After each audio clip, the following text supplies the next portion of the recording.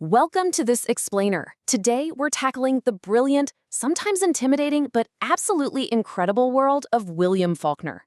Look, if you've ever opened one of his books and just felt completely lost in a sea of massive sentences and jumping timelines, trust me, you are not alone. But stick with me, because today, we're going to unlock the architecture of his writing.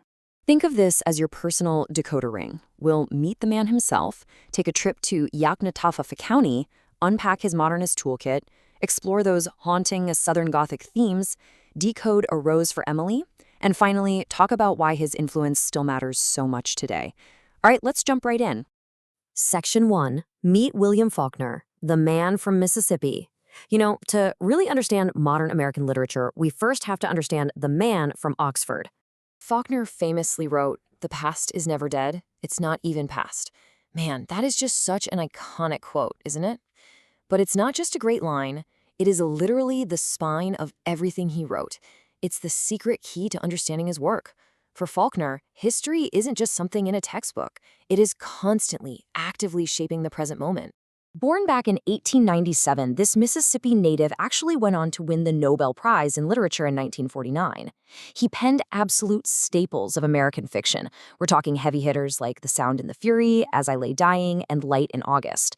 And he did it by fearlessly examining the complex history, the guilt, the deep poverty, and the shifting identity of the American South. Moving on to Section 2, Yaknapatawafa County, a literary universe. Let's see how his background built his most famous creation, a setting that functions almost like a living, breathing character itself. Inspired by real-world Mississippi, Faulkner basically built an entire interconnected literary universe. Yaknapatawa County is populated by this huge, diverse cast.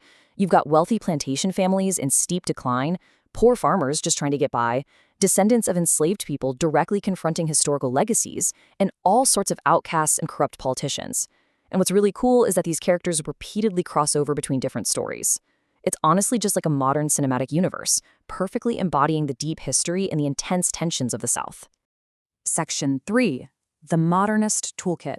Fragmented Realities. So how exactly did he write these complex masterpieces? Well, his modernist approach completely rejected tradition. Think about it. Traditional storytelling gives you a simple reality, right? It's neat, chronological, logical. But modernism, it gives you fragmented realities, highly subjective experiences, and deep psychological complexity. He rejected simple, straight-line timelines because, let's be real, he knew different people experience reality in totally different ways. And that brings us to one of his absolute most famous techniques, stream of consciousness. This is a narrative method that attempts to recreate the flow of a character's thoughts exactly as they occur in all their chaotic, messy richness. Instead of giving us neat, tidy thoughts, he forces us as readers to slow down and experience the psychological realism of a character's mind directly. To see how that actually works on the page, just look at what can happen inside a single paragraph of his writing. You might find a current problem right next to a fragmented observation, suddenly interrupted by a childhood memory, followed by an immediate visceral emotion, and then just a random snippet of a conversation, all running together. Think about how your own brain works right now. You might be listening to me, but also kind of remembering a conversation from yesterday, or feeling a sudden wave of emotion.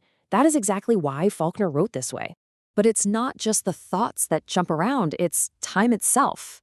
He rarely tells stories chronologically. You might jump from a childhood memory in the 1890s to reliving a past trauma in the 1910s, and then snap right back to present-day reality in the 1920s, literally all in a single breath.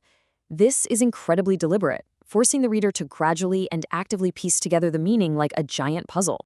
Oh, and he does all of this using exceptionally long, complex sentences that can literally stretch for an entire page. Seriously, it's wild. He famously packed these massive sentences with multiple clauses, shifting thoughts, and intricate descriptive details. Why? To perfectly mirror the absolute confusion and the overwhelming richness of human memory. All right, Section 4, Southern Gothic and Themes. Decay and Mystery. Now that we have our toolkit, let's explore the haunting subject matter he actually applied it to. He leaned heavily into the Southern Gothic tradition. This is a genre that mixes decay, mystery, and violence to deeply critique society. In his work, you're constantly going to encounter things like creepy abandoned mansions, declining aristocratic families hiding dark secrets, completely hidden crimes, pretty grotesque characters, and this incredibly haunting obsession with the past. The crucial takeaway here is that Faulkner uses these intense Gothic elements to tackle massive, difficult themes. His characters constantly struggle with the heavy burden of history, inherited pasts they just can't seem to escape. They're searching for their identity while navigating the total collapse of old traditions. And when it comes to the complex legacy of slavery and racial inequality in the South, Faulkner doesn't take sides. Instead, he impartially presents these conflicting viewpoints through multiple narrators.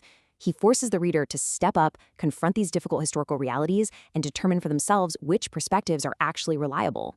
To truly decode his work, you've got to keep an eye out for his recurring symbols. They communicate so much about the character's deeper struggles. Houses, they heavily symbolize family history, social status, and eventual decline.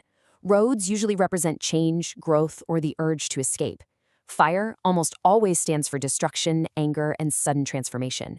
And nature is frequently used to perfectly reflect a character's messy internal psychological state. Moving right along to Section 5, Decoding a Rose for Emily, a masterpiece. Let's put our new decoder ring to the test with one of his most widely taught stories. A Rose for Emily absolutely features all of his signature moves. It utilizes a highly fragmented, nonlinear timeline, classic Southern Gothic elements, incredibly deep themes of isolation, and a fierce conflict between past and present. This story is the perfect proof that understanding the past requires careful interpretation. It really forces readers to piece together events like a puzzle to discover the final, shocking truth. So the next time you open up Absalom, or maybe Barn Burning, I want you to use this exact 5-step checklist to guide your reading. Number 1, track how the story moves through time. 2, identify the role memory is playing. 3, carefully determine whose perspective is actually narrating the events.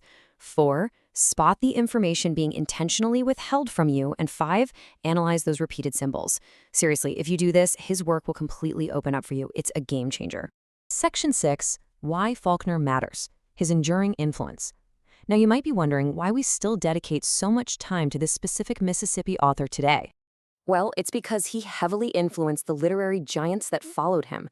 We're talking huge names like Toni Morrison, Gabriel Garcia Marquez, and Cormac McCarthy. Faulkner expanded the very possibilities of modern fiction. He fundamentally changed how writers portray time, memory, and the subjective human experience. Contemporary writers are literally still using the tools he helped popularize. Which leaves us with this final provocative thought to consider.